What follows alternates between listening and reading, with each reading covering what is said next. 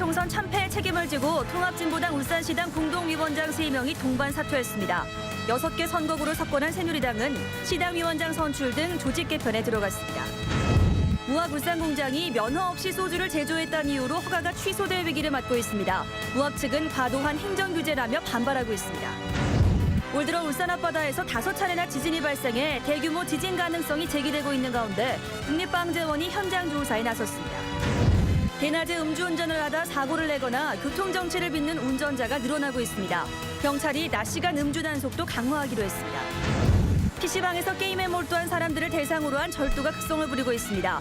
17차례나 절도 행각을 벌인 10대가 CCTV에 범행 장면이 찍혀 검거됐습니다.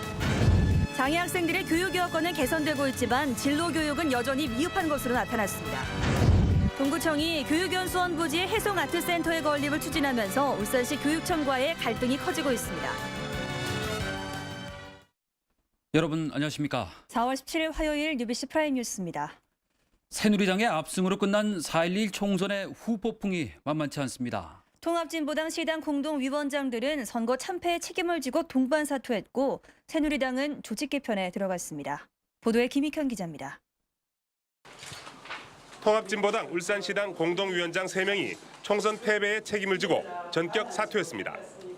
김창현, 노옥희, 이선호 공동위원장은 기자회견을 갖고 전국의 진보 진영과 노동자들 그리고 시민들께 깊은 상처와 실망을 안겨드려 죄송하다며 이같이 밝혔습니다. 텃밭인 북구와 동구까지 내주며 후보를 낸 4곳에서 모두 패한 게 결정타가 됐습니다.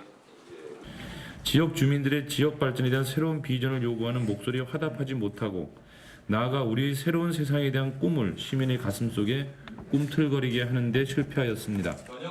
민주통합당은 다음 달 초 중앙당 비대위가 구성되면 새 시당위원장과 지역위원장을 뽑고 6월 초 새 지도부 선출과 8월 초 대선 후보 선출 경선에 들어갑니다. 울산 지역 6석을 모두 석권한 새누리당은 다음 달 초 공석인 시당위원장을 선출할 예정입니다. 4.11 총선 과정에서 지역 좌장이었던 최병국 의원이 일산에서 물러나면서 사선의 정가균 의원 체제로 급속히 재편될 거란 전망이 나오고 있습니다.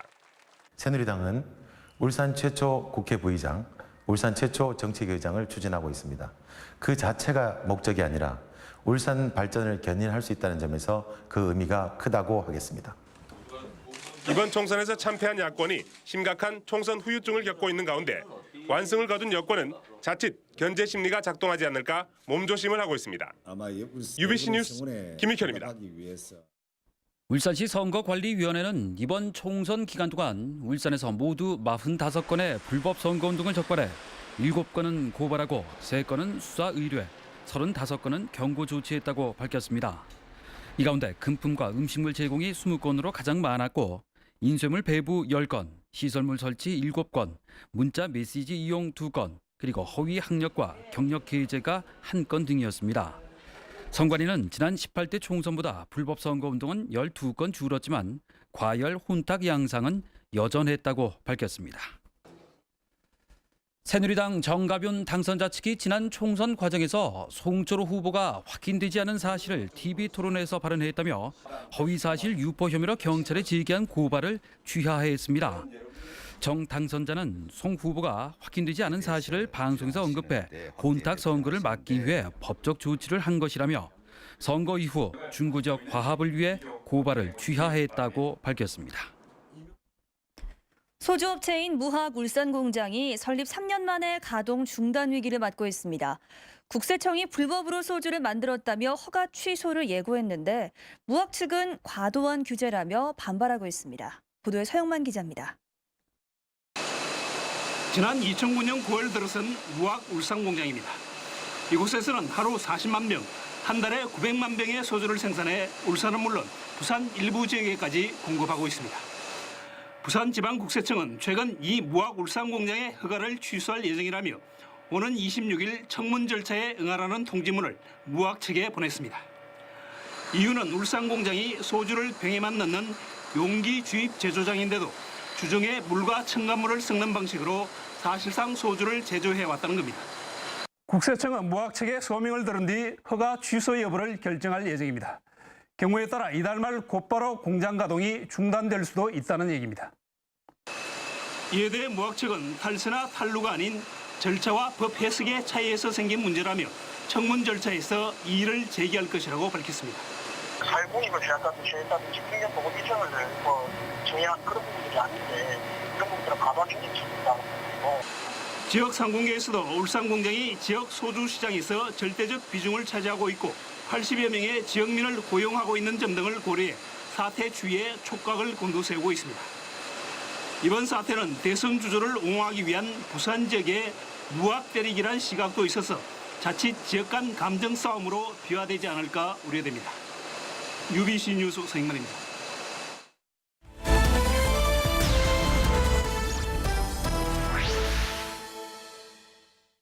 울산 앞바다에서 올 들어 벌써 5차례나 지진이 발생하면서 지진에 대한 불안감이 커지고 있습니다. 전문가들은 소규모 지진이 이렇게 계속되는 건 대형 지진의 전조라고 경고하고 있습니다. 이런 가운데 국립방재연구원이 최근 울산 등 동해안 일대에서 현장 조사를 벌인 것으로 확인됐습니다. 조윤호 기자가 보도합니다. 올 들어 울산 앞바다에서 지진이 처음 관측된 것은 지난 2월 19일.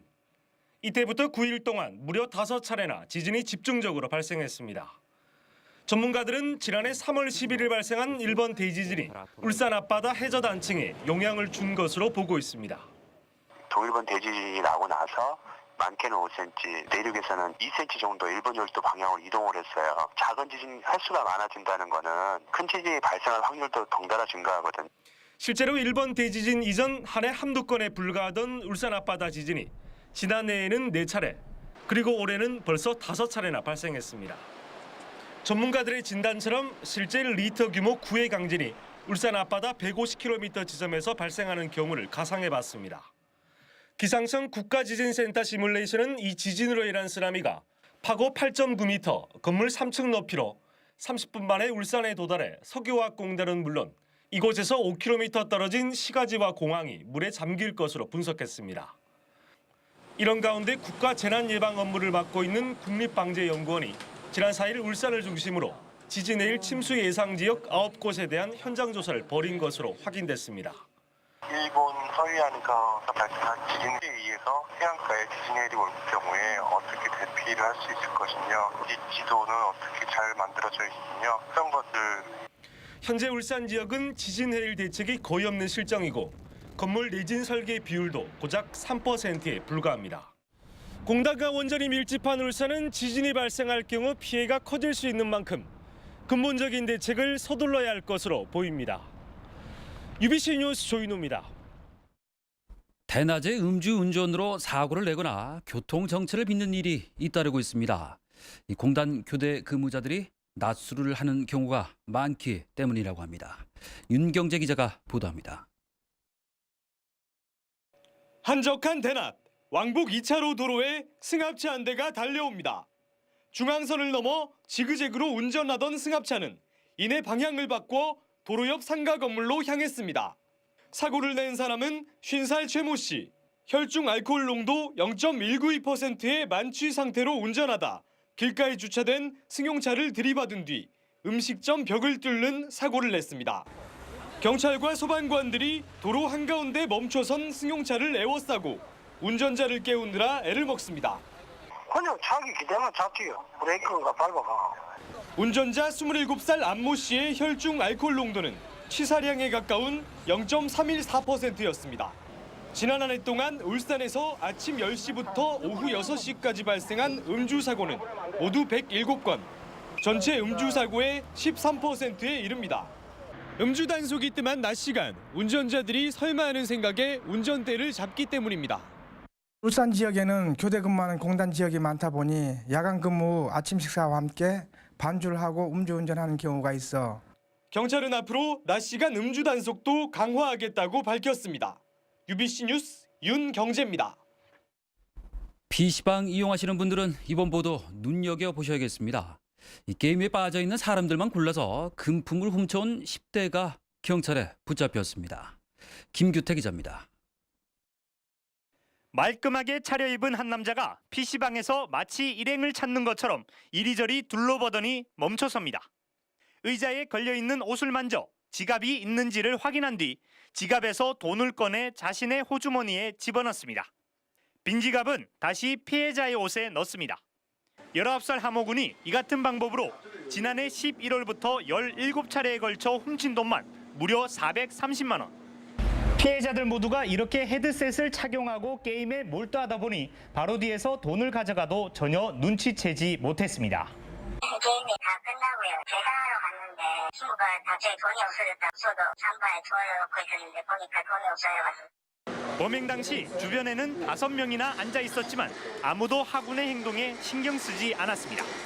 뒤에서 있으니까 이렇게 옆에 이상 있는 수도 있고 이상 있는 수도 있고 그러니까 열심히 안 하거든요. 절도 혐의로 구속됐다 출소한 지 한 달 만에 남의 돈을 훔친 하군은 또다시 철창 신세를 지게 됐습니다. UBC 뉴스 김규태입니다.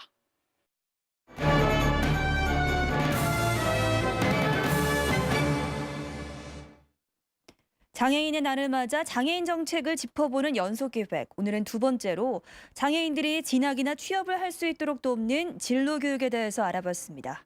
이영남 기자입니다.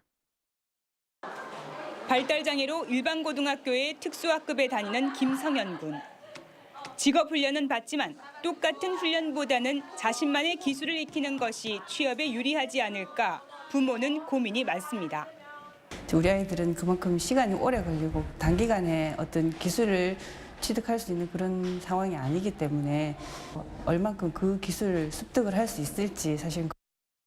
특수학교 졸업반인 손혜락 군은 이곳에서 2년 더 공부할 수 있는 전공과에 진학하고 싶지만 경쟁률이 2배여서 불안감이 큽니다. 울산시 같은 경우는 전공과가 거의 한 5개 반 정도밖에 안 될 정도로 선택의 폭이 굉장히 좁아서. 최근 장애인 교육에서도 진로와 진학에 대한 관심은 높지만 아직은 시작 단계입니다. 지난해 울산 지역 고등학교 졸업생 133명 가운데 61%가 특수학교 전공과 등에 진학하고 10%가 취업했지만 29%는 진학이나 취업을 하지 못했습니다. 울산시 교육청은 2008년부터 장애 학생을 위한 진로 교육을 시작했지만 어려움도 있습니다.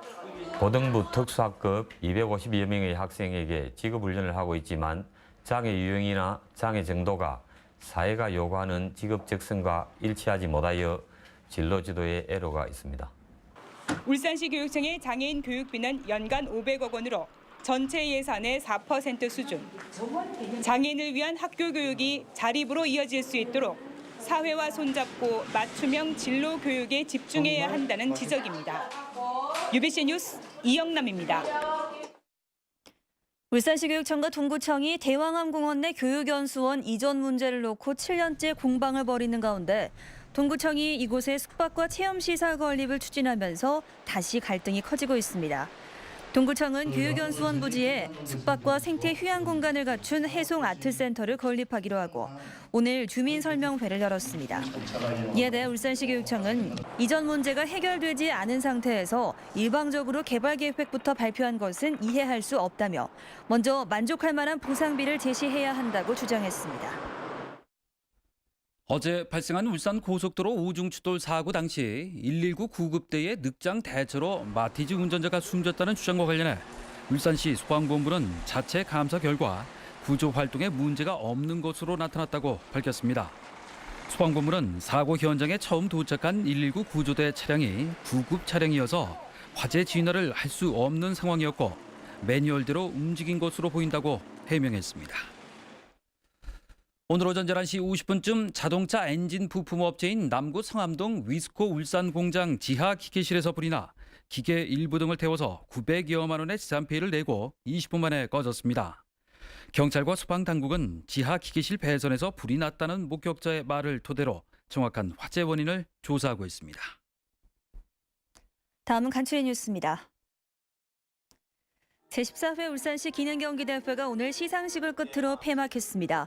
이번 대회에서는 용접 직종 강병윤 씨 등 30명이 금메달을 수상했으며 참가 기관별 금메달은 울산공고가 7개로 가장 많았고 현대정보과학고 4개, 울산에너지고 3개 등의 순이었습니다.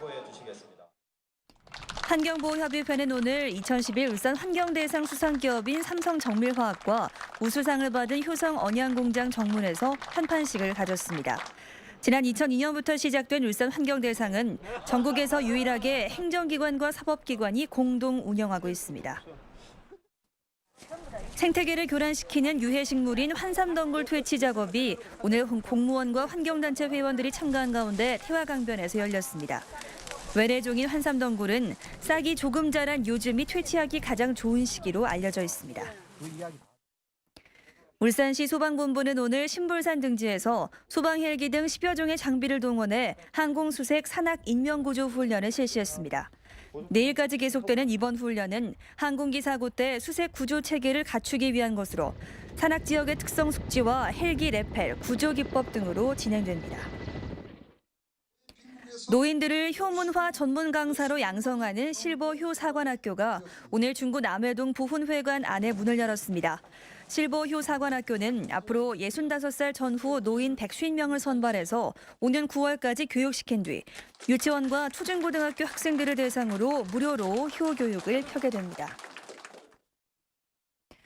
다음 날씨 알아보겠습니다. 성경희 캐스터, 내일도 완연한 봄 날씨가 이어진다고요? 네, 내일도 무척 맑겠습니다. 이제 벚꽃은 지고 노란 유채꽃들이 반기고 있는데요. 내일도 시간을 꼭 내서 봄을 만끽해 보시기 바랍니다.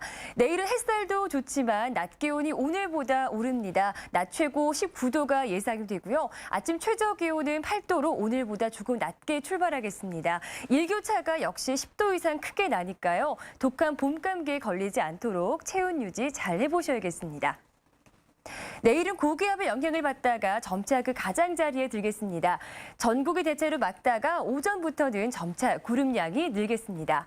아침 최저 서울과 강릉은 9도, 대구는 8도가 예상되고 낮 최고 서울 22도, 대구는 23도 등으로 오늘과 비슷하거나 조금 높겠습니다. 영남 지방도 오전부터 차차 구름량이 많아지겠고요. 대기가 무척 건조하겠습니다. 아침 최저 5도에서 11도, 낮 최고 17도에서 22도 분포로 오늘보다 포근한 날씨가 예상됩니다. 바다의 물결은 0.5에서 2.5m로 남해 먼바다에서 약간 높게 일겠습니다. 이번 주 중까지는 구름만 많은 날씨가 이어지겠고요. 주말과 휴일에는 남부지방을 중심으로 비 예보가 잡혀 있습니다. 참고하시기 바랍니다. 날씨였습니다.